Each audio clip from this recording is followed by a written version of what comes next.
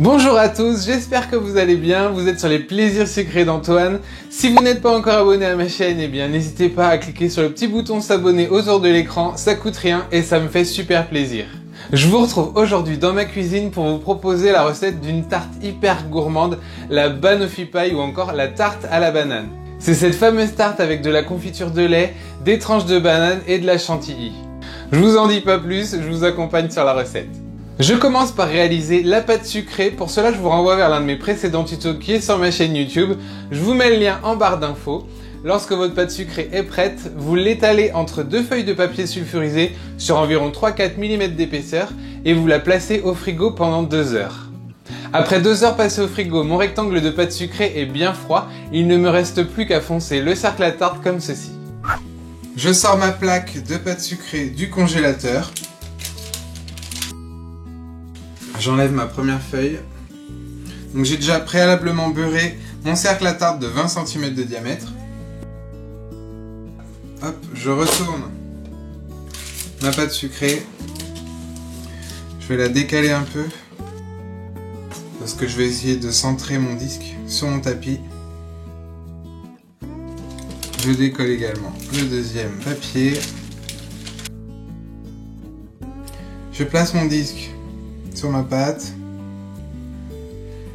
J'évite de placer en plein milieu parce que je vais avoir besoin de bandes dans le restant de ma pâte. Je fais une légère pression sur mon disque et je vais détailler la pâte à l'intérieur.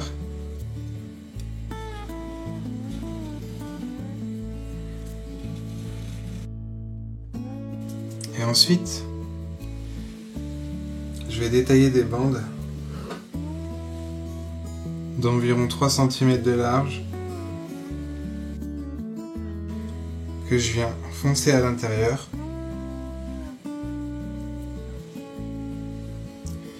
Donc j'appuie bien le long de mon cercle à tarte. Donc là, comme il m'en manque un bout, vous l'aurez compris, je taille à nouveau une bande.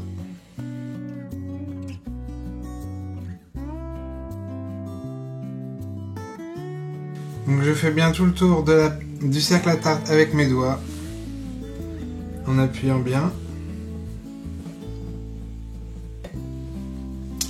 Et ensuite je vais découper mon excédent en allant vers l'extérieur.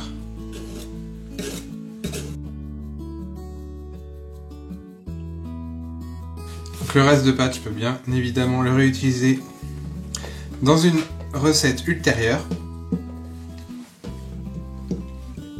Et une fois que mon fond de tarte est foncé, je le replace au frigo pendant 30 minutes. Je pique mon fond de tarte bien froid à l'aide d'une fourchette et je le place sur une grille de four.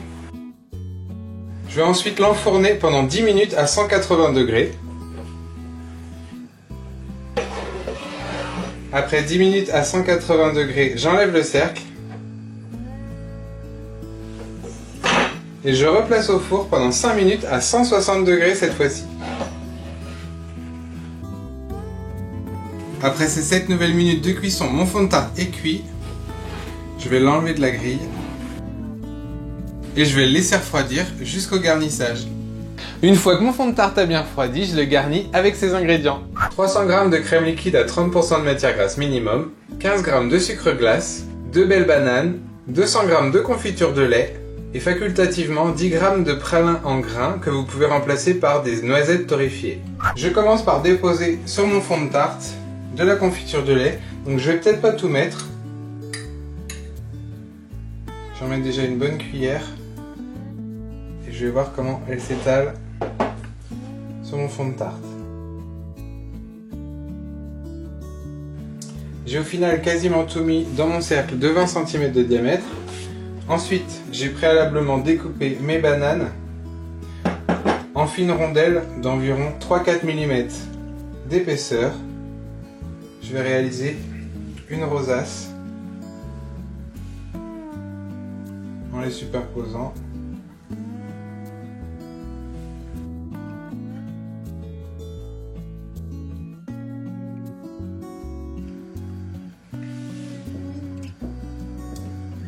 Donc il va peut-être rester quelques tranches que j'essaie de parsemer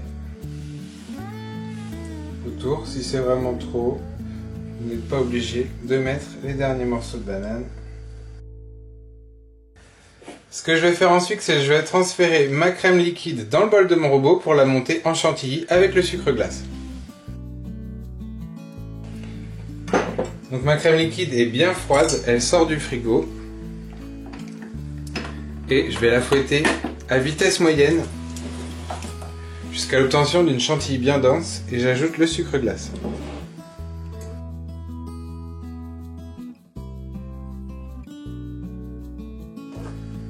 Là j'ai une consistance qui me convient, elle est assez ferme, je vais la transférer dans une poche à douille, munie d'une douille Saint-Honoré.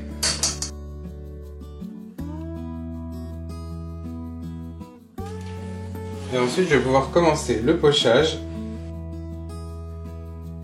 Donc je viens bien coller ma douille le long de mes bananes.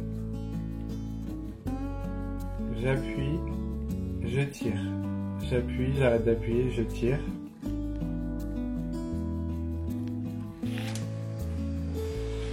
Je tourne au fur et à mesure ma tarte.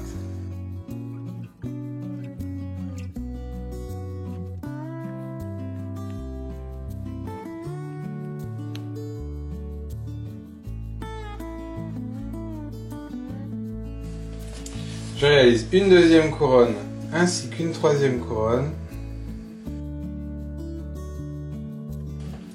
Et je peux terminer en parsemant de pralin ou de noisettes concassées pour finir la déco.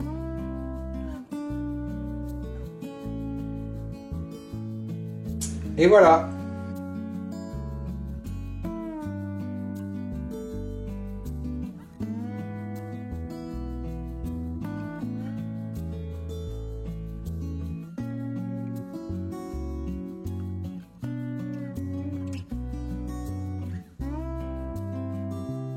Mon tuto banoffee paille est maintenant terminé, sortez-la 10 minutes avant la dégustation, j'espère qu'elle ravira les gourmands que vous êtes.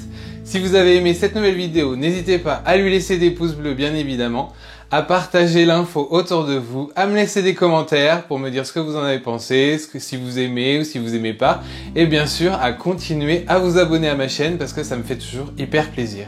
Je vous souhaite une bonne dégustation et je vous dis à bientôt pour une nouvelle recette. Ciao!